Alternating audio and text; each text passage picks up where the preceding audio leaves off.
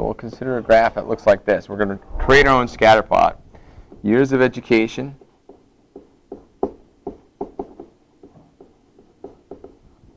And over here we're going to have income. And what we've been told is that if you consider just economists working in the business world, the economists that are working in the business world, as they have higher levels of education, tend to earn more money. And if you look at just the people who work in colleges, right, there are adjunct professors, there are full doctorates, there are postdocs, there's people with many, many years of education, the same relationship holds true. As the level of education increases, the salary that those people make tends to increase. However, if you consider all economists, the economists working in the business world and the economists working in colleges, then there's a negative correlation between these two sets. So the question is, how can we create a scatter plot that represents this phenomenon, right? So here's how you can do it, all right? So what are we going to say? We're going to consider the people in the business world. Now, generally, they say people in the business world, it isn't necessary for them always to go for their doctorates and things like that. Usually a bachelor's degree or maybe a master's degree does the job. So we're going to stay over on this part of the axis.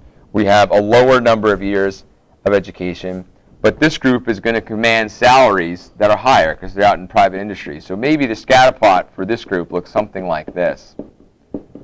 Okay? There you go. And I think it's fair to say, if you look at this set of data, within that set of data, we draw an ellipse around it, and we do that trick to get our line of best fit, we can see that the line of best fit has a positive slope. So there's definitely a positive association between level of education or years of education and income. Okay? So this is the business group here. Okay. Now, if we go to the world, the scholarly world, where people work in colleges and things like that, those group of people on average have at least a master's degree and usually beyond a master's degree. Okay? Usually you can't even be considered to be an adjunct professor until you at least have a master's degree, maybe a doctorate, and then you got to work beyond that sometimes. Okay, in that group also you would see the same relationship. What you would notice is that as the level of education increases in these universities, that the people who work there will end up with slightly higher salaries. And what you see is that's still true. Okay, because we draw a line of best fit. Yep. So here's the world of colleges and universities, and you still see a positive association. Notice how their salaries, if we trace these points over to the y-axis, we end up with lower salary brackets than we did for the people in the business world. So clearly we've acknowledged that both of these groups have a positive association between years of education and salary. However, when you put them together, what do you notice?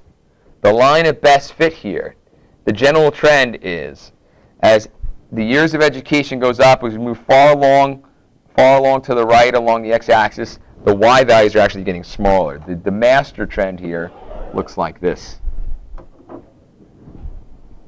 So it's sort of an interesting phenomenon. You can't say things like the following, that getting the most possible education will mean that you have the best possible income, right? Because here are the people down here on the right.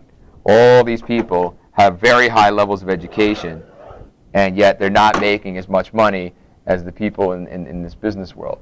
This is just an example. It's fictitious. It's not necessarily true. There's probably outliers, more outliers in here, but we're supposed to draw a graph that represents how this phenomenon could take place.